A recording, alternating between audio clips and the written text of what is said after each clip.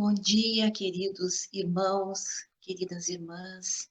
Que bom estarmos novamente unidos através desta doutrina tão maravilhosa que nos dá sempre a luz necessária para seguirmos adiante.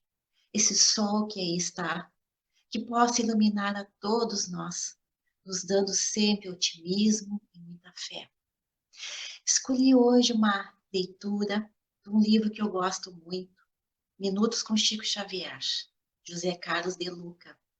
Quando eu abri, deu acaso. Cultive a esperança, que diz o seguinte: cada criatura escolhe o pano de fundo de sua vida. Alguns preferem o das saudades lamentosas, outros, porém, mais avisados no terreno da fé, escolhem o pano luminoso da esperança. É um parágrafo de Neio Lúcio. E aí segue dizendo: não se dê por vencido. O jogo ainda não acabou, apesar do placar desfavorável. Esperança é para os tempos de crise. É a força que nos leva até o fim do jogo, com a certeza da vitória. Tem esperança aquele que sabe esperar confiantemente, aquele que sabe que as adversidades de hoje se constituem no esterco que prepara a terra para a farta colheita do amanhã. A esperança deve se tornar um modo de viver, o pano de fundo no qual se desenha a história de sua vida, conforme a orientação espiritual colhida por Chico Xavier. Nós escolhemos o fundo musical que se executa enquanto atuamos no palco da vida. Notas tristes e pessimistas repercutirão negativamente nossa performance. Acordes de esperança e otimismo favorecerão um desempenho positivo. Eis a chave de nosso progresso ou de nosso fracasso, o pano de fundo que escolhemos para a nossa vida. Cultivar a esperança é adquirir a certeza de que a tempestade passa, que dentro de mim ainda há um reservatório enorme de forças que me levarão à superação das dores de hoje, que me sacodem, mas não me destroem. Ter esperança é confiar em Deus quando tudo me parece perdido e nada mais resta a fazer. Deus adora aparecer nesses momentos. É só você confiar na esperança e continuar trabalhando para que a hora da dificuldade passe mais depressa. Vejam que é uma bela mensagem exatamente para o nosso momento que nós estamos vivendo. Um momento especial de testemunhos, não é? Então, meus queridos irmãos e irmãs, hoje nós temos a exposição da nossa irmã Andrisa, que tem um, um texto, a exposição dela é de o recurso da dor. Deve ser algo muito bom para nós, desde o início, prestarmos atenção e aprendermos o máximo que pudermos para a nossa vida neste momento. Então, eu convidaria os nossos queridos irmãos e irmãs para, neste momento, então, fecharmos os nossos olhos físicos, abrindo nossos corações, elevando os nossos pensamentos e sentimentos ao nosso Deus, Pai misericordioso, que a todos nos envolve, ao nosso Jesus, nosso querido Mestre amado, irmão de todos os nossos momentos, e agradecermos a oportunidade de estarmos aqui novamente, nesta escola, onde a todo dia temos esta oportunidade de dar nossos testemunhos para melhorarmos, para nos elevarmos.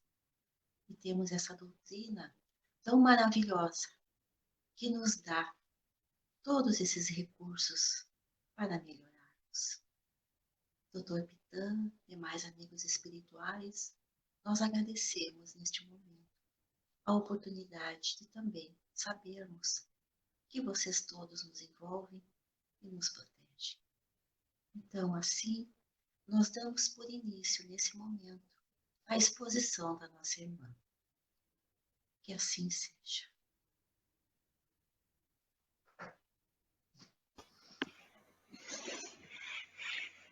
Muito bom dia a todos os irmãos. É com muita alegria que podemos falar aqui da nossa casa, utilizando do recurso que o progresso intelectual está nos proporcionando. Vejam aqui uma forma bem prática de nós observarmos o progresso intelectual trabalhando em favor do progresso moral que nós desejamos alcançar através do aprendizado e, consequentemente, da prática do Evangelho de Jesus. Então, muito obrigada aos irmãos, obrigado ao Abrigo Oscar Pitã, que nos dá esta oportunidade de seguir nos evangelizando, mesmo que dentro das nossas casas, diante de uma rotina tão diferente da qual nós estávamos acostumados. Um bom dia para nós todos, como já disse a Ana Márcia, um domingo ensolarado, para que a gente possa refletir nos nossos corações essa luz solar. Escolhido o tema da nossa exposição de hoje, o recurso da dor. Quanto já se falou em dor, quantas formas a dor se expressa para cada um de nós. Então eu pensei em iniciar esse tema contando uma história vivenciada por Jesus, pelo nosso grande mestre e que está narrada no Evangelho de Lucas, capítulo 17, 11 a 19. Ela é uma história que, num primeiro momento, é muito triste, como muitas das passagens do Mestre, pesadas, cheias de conflitos e de dores, comuns na época de 2000 anos atrás. Nós sabemos que, infelizmente, muitos desses conflitos ainda se nos apresentam até hoje. As dores foram modificadas, algumas delas, há outras doenças, outras dificuldades, mas ainda nós temos muito o que aprender. Então, a história, ela trata da cura dos 10 leprosos. Essa passagem, ela aconteceu já nos últimos dias da vida do mestre, quando todas as intrigas já haviam sido feitas, quando as desconfianças sobre o Rabi já estavam postas. Alguns acreditavam severamente que o mestre era, sim, o enviado de Deus, o Salvador, enquanto outros, por maldade ou ignorância, não acreditavam e diziam que ele era, então, um falso profeta, um impostor. Neste momento dessa passagem, já havia inclusive acontecido a reunião no Sinédrio para definir os últimos dias da vida do Mestre. Então, para que a gente não perca em nada essa história, que é muito bonita, ao mesmo tempo triste, eu vou pedir licença para ir lendo e contando a história. Ela está presente, como eu disse, no Evangelho de Lucas, mas também é abordada no livro Luz do Mundo, de Amélia Rodrigues. Caminhava Jesus na fronteira entre Samaria e o distrito sul da Galileia. Adentrou-se por pequena aldeia, seguido pelos companheiros do discipulado, para uma pausa de refazimento. A gente precisa lembrar que os caminhos pelos quais Jesus passava, né, o povo transitava naquela época, eram caminhos muito difíceis, né? Muitas vezes feito a pé, Jesus fazia a pé o seu trajeto entre as cidades, divulgando a boa nova. E judeus e samaritanos viviam em um conflito desde há muito tempo. Então, toda vez que um grupo de judeus, precisava passar pela Samaria, não o fazia pelo meio da cidade ou adentrando as aldeias, fazia costeando e distanciando. Se precisasse passar pelo meio da cidade, armava-se e fazia o trajeto em grande grupo, para caso houvesse algum confronto. Diferentemente, Jesus caminhava com os seus discípulos sem nenhuma arma, apenas com a mensagem da Boa Nova. E então chegou a uma dessas aldeias e parou para um refazimento. Enquanto descansava, ouviu: Jesus, mestre, tem piedade de nós, cura-nos. Ele olhou na direção da súplica, cuja voz se alterava, e se deteve, fitando aqueles destroços humanos. Quando Jesus mirou os olhos em direção à voz, encontrou destroços humanos. Por quê? A mensagem diz que eram carnes e membros e formas despedaçados. Podridão segura os ossos, deformidades desagregando-se, porque eram 10 leprosos. E não que aquela vez fosse a primeira que Jesus se defrontava com eles ou com alguns leprosos, né? Mas, com certeza, aquela vez, essa passagem foi muito impactante. Várias outras oportunidades, Jesus havia estado com leprosos, muitos haviam sido curados, porque Jesus sempre esteve com aqueles que enfrentavam as piores dificuldades.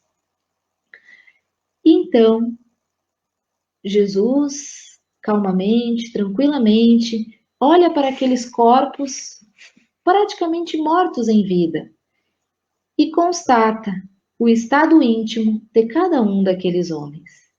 Aquela doença física provinha das regiões mais íntimas dos espíritos. E Jesus podia alcançar isso facilmente. Ele não via só as carnes em decomposição, ele via também o espírito enfermo que era cada um daqueles seres. Os discípulos que acompanhavam o mestre por pouco não se evadiram do local, muito assustados com o que viam. O espetáculo causava nojo e consternação. Imaginem a cena.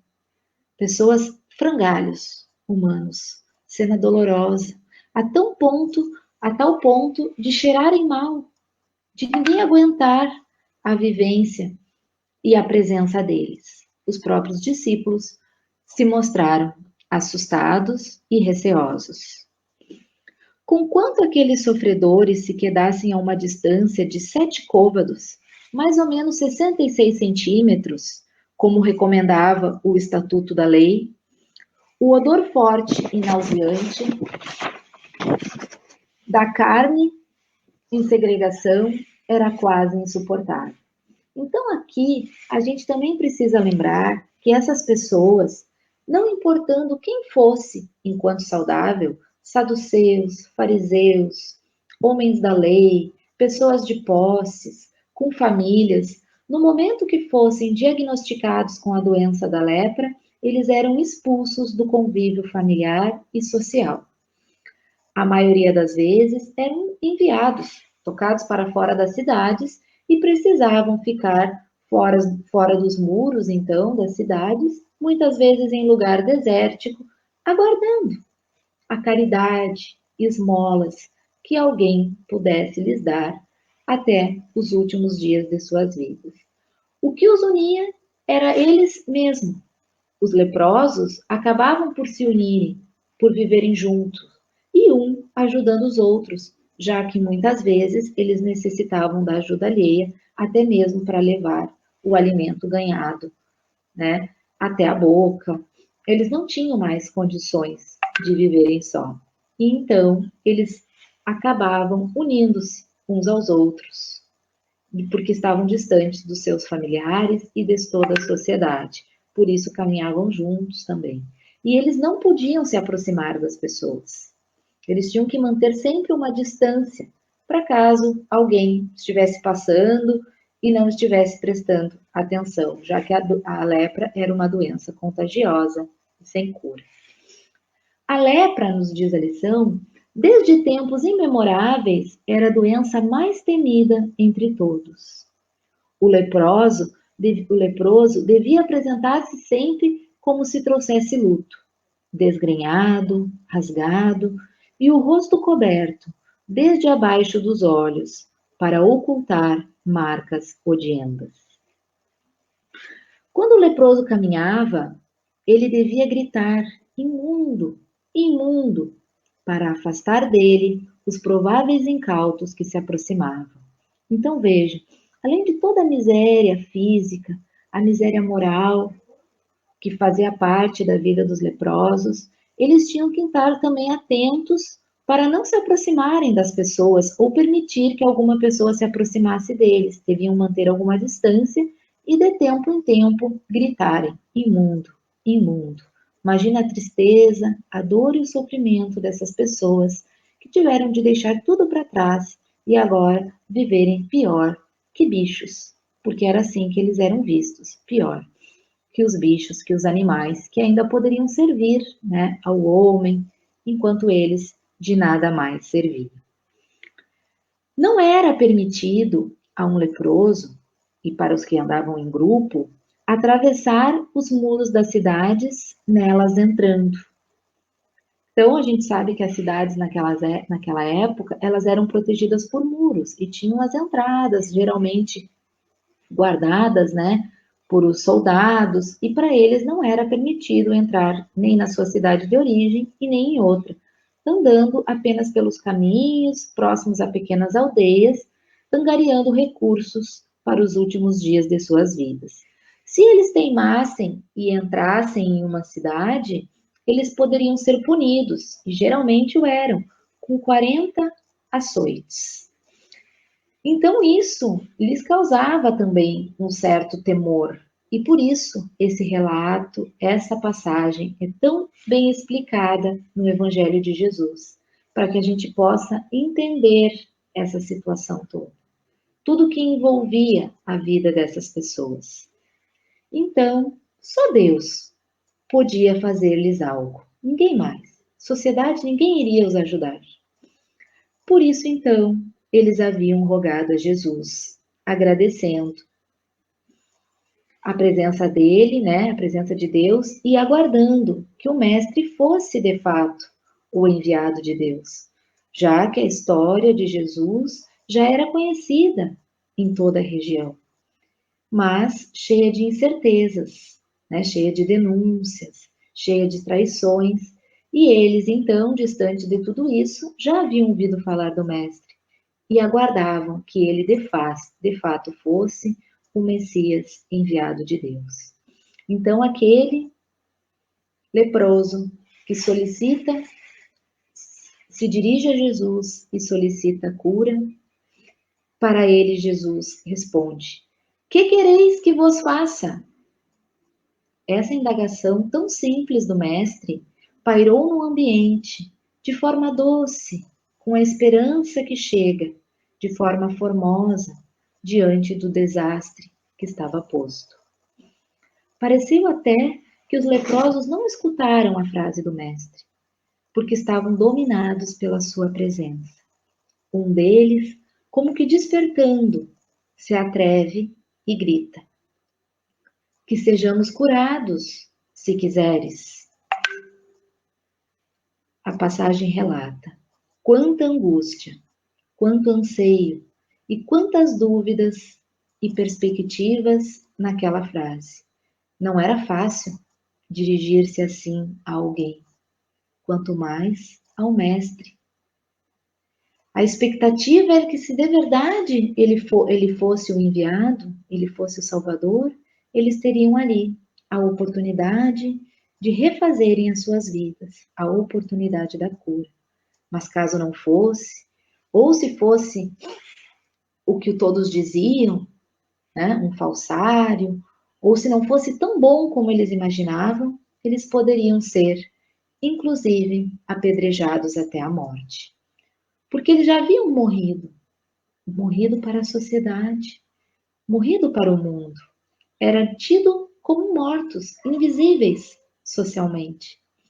E se eles se atrevessem a perturbar com as suas presenças, qualquer homem poderia, sem nenhuma responsabilidade com a lei, apedrejá-los até que acabassem de morrer. Então, se dirigir a Jesus era também, digamos, perigoso, porque poderiam serem executados a pedradas, sem que aquele que o fizesse fosse responsabilizado de alguma maneira.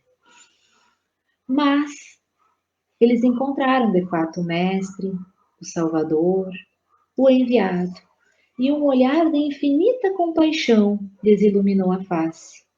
Levemente pálida, a face de Jesus, e um pouco triste, suavemente triste. Jesus respondeu: Quero, né? O leproso havia pedido que Jesus os curasse, se quisesse, e Jesus respondeu: Quero. Uma palavra apenas. E o dia se transformou. Perpassou o ar, o céu, tudo, toda a natureza em volta trabalhou para que a cura fosse realizada. Né? Jesus não utilizava instrumentos, era apenas a sua palavra, o seu desejo e o seu poder espiritual. Jesus disse: Ide mostrar-vos aos sacerdotes, para que eles reconheçam que reentrais na vida. O que significa Jesus encaminhar estes 10 homens, estes 10 leprosos, porque é assim que a referência é feita, também não significa que eles eram de fato somente 10. Eram 10 homens. Poderia ser que houvesse junto mulheres e crianças, mas como naquela época mulheres e crianças não eram citadas ou pouco citadas nas passagens, pode ser que fossem um grupo maior com 10 homens que são citados na passagem. Porque sabia-se que naquele tempo os grupos de leprosos eram muito grandes e andavam juntos, né? Portanto, muitas pessoas, entre elas homens e mulheres, crianças.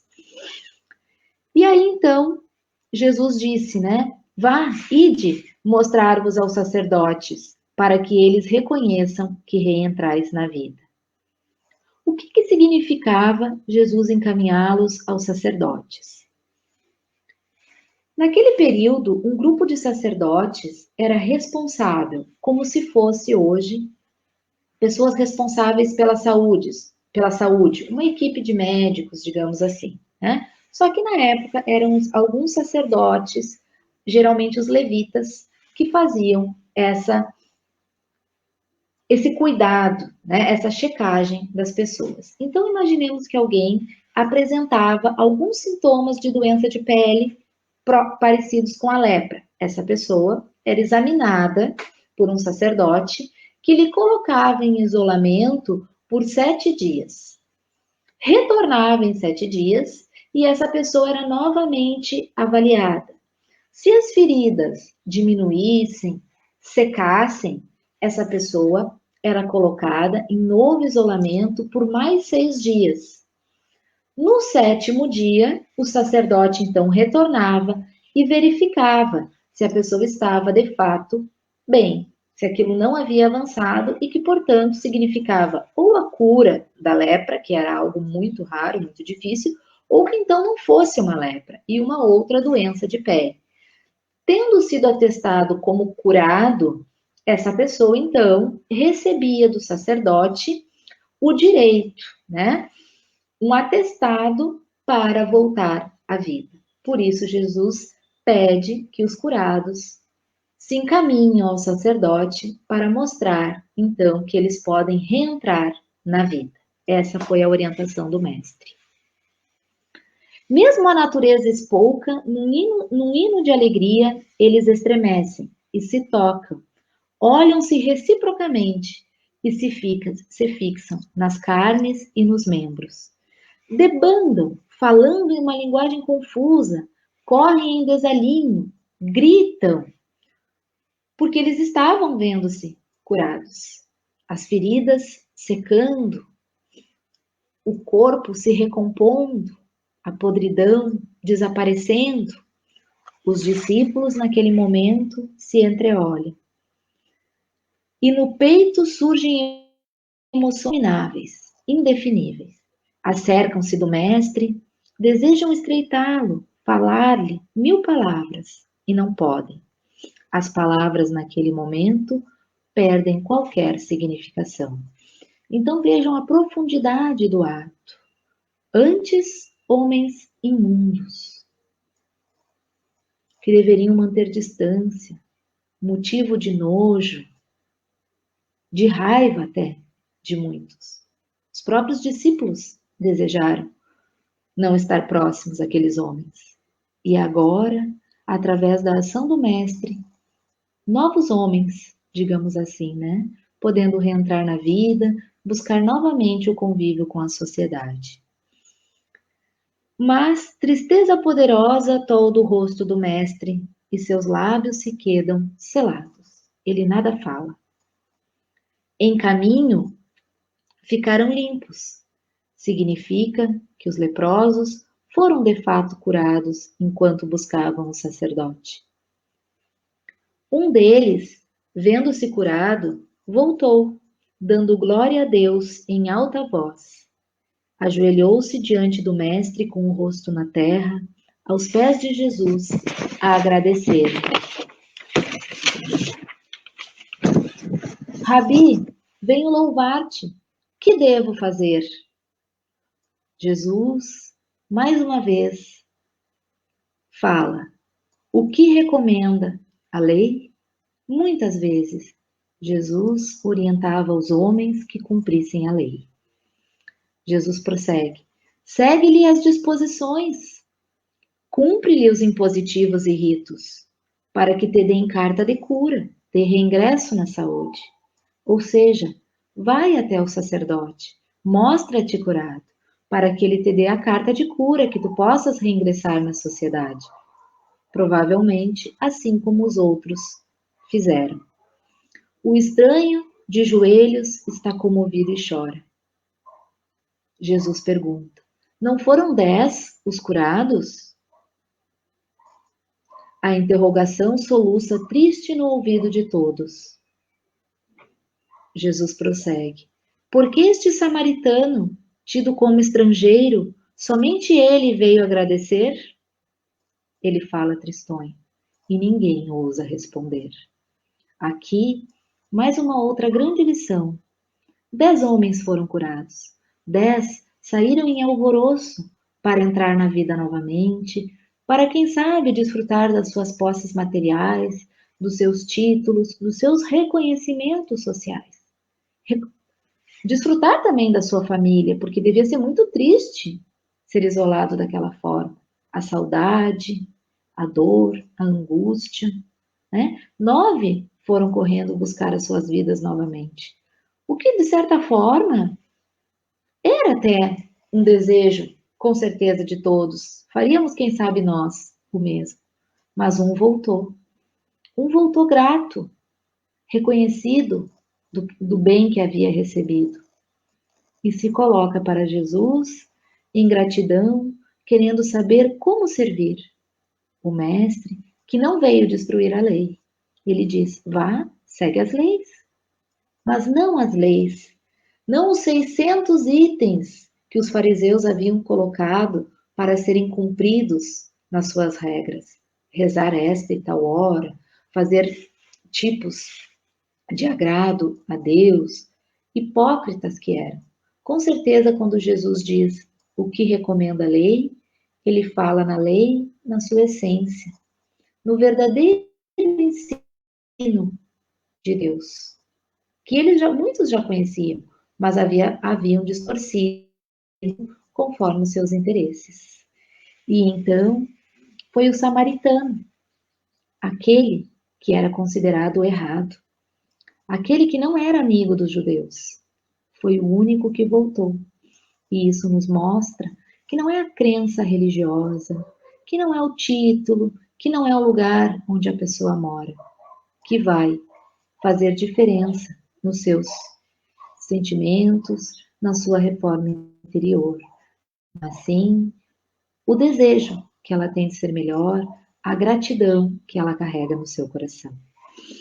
E aí então Jesus, fazendo essa pergunta, por que este samaritano, tido como estrangeiro, somente ele veio agradecer?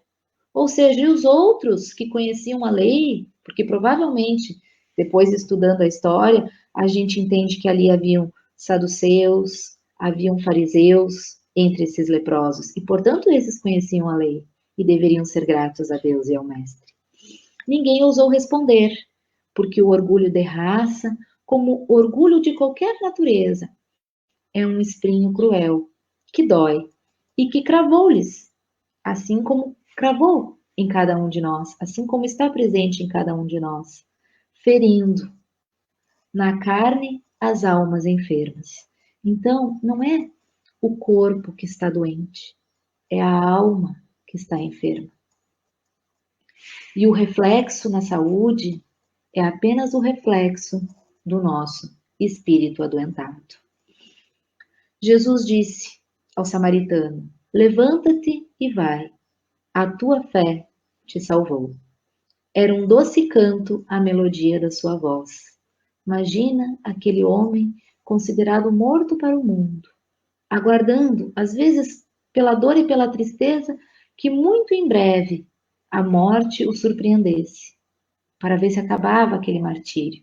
E não, ele tem a oportunidade de encontrar o Mestre, que lhe devolve a vida. Jesus sabia que teriam de sofrer os homens, até que pudesse alçá-los à felicidade. Jesus sabia que teria que ajudá-los a libertar-se da cruel lepra moral. Que a lepra moral é muito pior que a lepra física. Por pior que esta possa ser, tenha sido na época em que ela era uma doença sem cura, bastante alastrada, mas ela era reflexo da doença moral da nossa sociedade. Jesus chamou os amigos e avançou pela senda das dores humanas, amenizando as asperezas da que encontravam, na direção de Jerusalém. Claro, que ele vinha atravessando pela Samaria para chegar até Jerusalém. Foi curando, ensinando a boa nova, acalentando os corações até a traição, o julgamento, a cruz, a morte e a ressurreição. E é isso que Jesus faz todos os dias nas nossas vidas. Promove a nossa cura, o nosso consolo, tenta procurar a nossa melhora íntima, a nossa melhora espiritual. A mensagem termina: não foram 10 os curados? E um voltou só, o estrangeiro, o odiado. Então, essa passagem ela é muito rica de muitas mensagens e pode ser observada por diversos aspectos. O aspecto do orgulho, o aspecto da gratidão. Mas eu quis que a gente pensasse um pouquinho pelo aspecto que nós podemos extrair dela é de aprender com o sofrimento. Com certeza, aquele samaritano, doente do corpo e da alma, havia aprendido com o sofrimento que passou, excluído da sua família, excluído da sociedade, apontado na rua como um lixo humano, pior que isso até, aguardando a morte, que era com certeza uma dor muito profunda.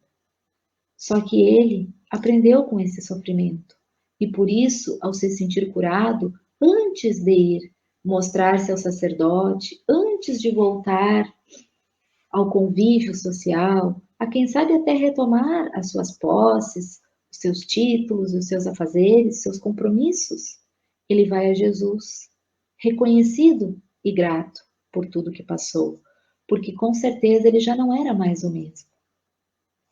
Ele havia construído dentro dele, estava por construir aquilo que Jesus veio nos ensinar, o reino do qual ele tanto falava, o reino de Deus nos nossos corações.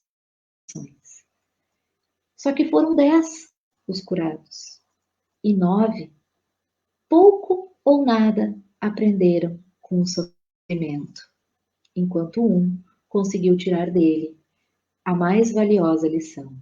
Por isso, a dor, ela é um recurso para o nosso aperfeiçoamento moral.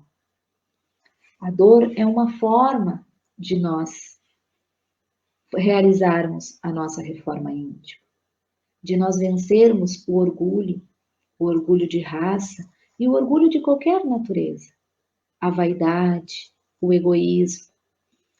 E quantas vezes nós somos sobressaltados pela dor e pelo sofrimento, e quando tudo passa, nós nada ou pouco aprendemos daquilo que nos passou e voltamos a ser como éramos antes, como os 9 leprosos. Quantas vezes no momento da dor nos tornamos mais humildes, não verdadeiramente, né? Mas nos mostramos mais humildes, mais bondosos, e quando a dificuldade passa, somos novamente orgulhosos, vaidosos, egoístas, impacientes, porque aquela dor, ela não atingiu verdadeiramente como nos devia ter atingido, que era a nossa cura espiritual. Na maioria das vezes, o nosso sofrimento, ele é passageiro.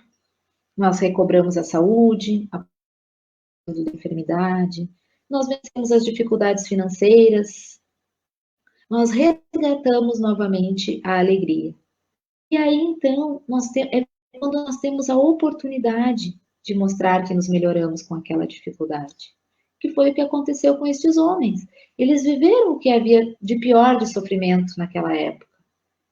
Se tivessem aprendido com aquela lição, com aquela dor, quanta mudança poderia ter sido feita naqueles outros 9? E é o mesmo que acontece conosco. Na maioria das vezes, o nosso sofrimento, ele nem é tão grave. E ainda assim, a gente não consegue aprender com ele. E mesmo quando a gente tem uma dor permanente, uma perda de um familiar querido, uma dor crônica que irá se prolongar por muito tempo, alguma miséria social, algo que vai permanecer conosco, isso com certeza é uma oportunidade para a nossa melhora íntima. Obviamente que não é fácil. Com certeza é uma tarefa difícil passar pela dificuldade, sem revolta, procurando tirar o melhor dela. E também não nos é negado que a gente possa fazer uma prece, antes mesmo da dificuldade nos assolar, rogando saúde, rogando paz, rogando tranquilidade. Porque a dor não é o nosso destino. A dor não é a razão da nossa vivência. A dor é a ausência que a gente tem do amor. Então, nos é válido sim orar, pedir, vigiar, para que a gente não caia no caminho da dor. Mas quando isso acontece, quando o sofrimento nos toca, é que nos cabe buscar no íntimo, buscar em Deus, fé, esperança, para vivenciar os momentos difíceis, até recobrarmos então a nossa estabilidade física, mas, sobretudo, a cura espiritual. A dor, ela é o reflexo do nosso interior, das nossas mazelas morais. E se Deus nos concede o imperativo dela, é porque na maioria das vezes já foram feitas muitas tentativas pelo caminho do amor. A gente não observa. Quando a dor vem, mas por que isso aconteceu comigo? Mas por que essa doença tão triste? Por que essa perda tão dolorosa? Mas a gente não se dá conta de quantas vezes o amor nos bateu à porta para que a gente pudesse trabalhar as nossas virtudes, vencer os vícios através do amor. Quantas encarnações nós tivemos a oportunidade? E a dor, então, ela é o último recurso para que a gente possa se reconciliar com o bem. A todo momento, Deus nos dá a oportunidade de fazermos o bem, de estarmos no caminho do amor. A nossa família, a sociedade, o trabalho, tudo isso são exemplos de que nós podemos colocar o bem e o amor em prática. Só que, desavisados, desatentos, muitas vezes, nós nos iludimos pelos caminhos mais fáceis. Nós vamos nas ilusões e nas paixões falsas. E com isso, nos desviamos do verdadeiro caminho do amor. E aí então, a lepra moral que está dentro de cada um de nós se transforma na doença física, ou na dificuldade financeira, ou na perda, ou na dor, no sofrimento, para que a gente possa restabelecer a saúde espiritual. E é só por isso que Deus permite a visita da dor, para que a gente possa se recordar dele. Porque a gente até se recorda de Deus no momento das alegrias, mas muitos de nós, de maneira muito superficial, acreditando que o mérito de tudo aquilo que nós temos é exclusivamente nosso. Tal como os 9 leprosos, que acreditaram talvez que fosse exclusivamente mérito deles ter retornado a cura, a saúde, e não se deram conta que foi uma oportunidade para o caminho do amor. E é o que nós muitas vezes ainda fazemos. Por isso, tantas dificuldades, tantas coisas que nós precisamos enfrentar. Mas não desanimemos, não nos revoltemos, pensemos em Deus e saibamos que Ele sempre está conosco. A prece é um recurso infalível. Se não soluciona os nossos problemas, alivia os nossos corações, nos mantém em contato com Deus, com o Mestre, numa sintonia que vai nos ajudar, com certeza, a enfrentar os momentos de dor e de dificuldade. E que possamos, então, valorizar as dificuldades. Não é desejar as dificuldades, mas é compreender a sua necessidade para que a gente possa, dia a dia, construir o reino tão falado pelo Mestre, tantas vezes mal interpretado pelos discípulos, que queriam reinos materiais, títulos, posses, soldados, mas não, é o reino íntimo, no coração de cada um de nós, que é o reino de Deus nos nossos corações. Que Jesus nos abençoe, que o Mestre siga conosco e que nós não nos distanciemos do caminho do amor. Que assim seja. Um bom domingo a todos nós. Muito obrigada. Nós que te agradecemos, Andresa. Nós que te agradecemos, Andresa, por esta lição tão importante que vem sempre que Jesus nos deixa através do seu exemplo, da sua caminhada quando aqui esteve. São lições maravilhosas que nos deixam uma luz sempre para podermos percorrer esses caminhos difíceis, mas necessários a todos nós. Muito obrigada, que Deus te abençoe. Queridos irmãos, depois dessa bela exposição, dessa lição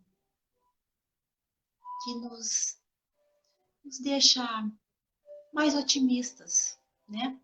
Esperançosos, porque Jesus esteve aqui, sofreu e nos deixou toda essa aprendizagem, todas essas lições que são o nosso norte. Então eu convido aos irmãos queridos que fechemos os nossos olhos e façamos a nossa oração de encerramento. Como foi dito, a lição nos deixa o quanto é importante a gratidão de tudo que nós recebemos. Nosso espírito imortal, que a cada experiência na carne tem oportunidade da elevação moral. Então, queridos irmãos e irmãs, aproveitemos esses ensinamentos, aproveitemos a lição do Evangelho que Jesus nos deixou. E reflitamos sempre naquilo que nos acontece, nas dificuldades, nas dores, não o porquê que está acontecendo, mas o para quê. Qual o objetivo de tudo que está ocorrendo? Para nós mudarmos nossos paradigmas, nossos pontos de vista e principalmente voltarmos para dentro de nós, nossa alma, nosso espírito, para podermos revermos, nos conhecermos, nossas mazelas, as coisas boas que todos temos, nos analisarmos e a partir daí traçarmos uma meta de modificação dos nossos atos, dos nossos pensamentos. Como foi dito, tudo está em nós. A nossa mudança, a nossa cura está dentro de nós.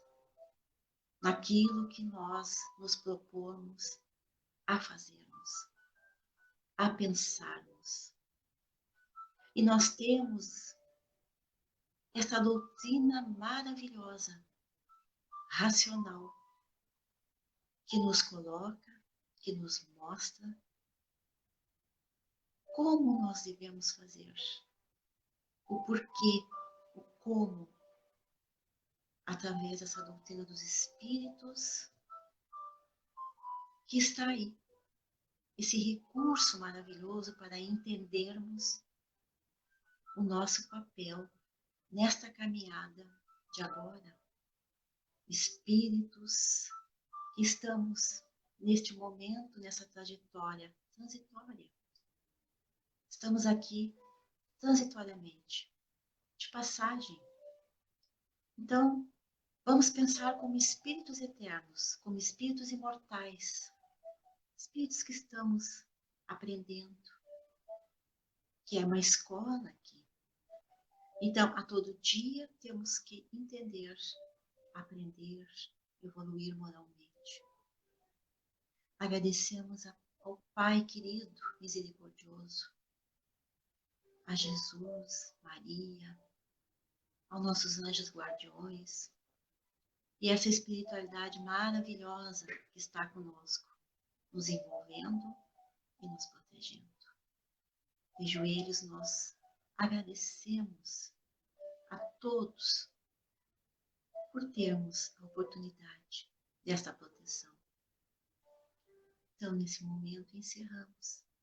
E eu desejo a todos muita paz, alegrias, otimismo, e que esse sol maravilhoso que está aí fora possa nos aquecer as nossas almas e que possamos olhar, levantar nossas cabeças e olhar para frente, pensando que tudo passa,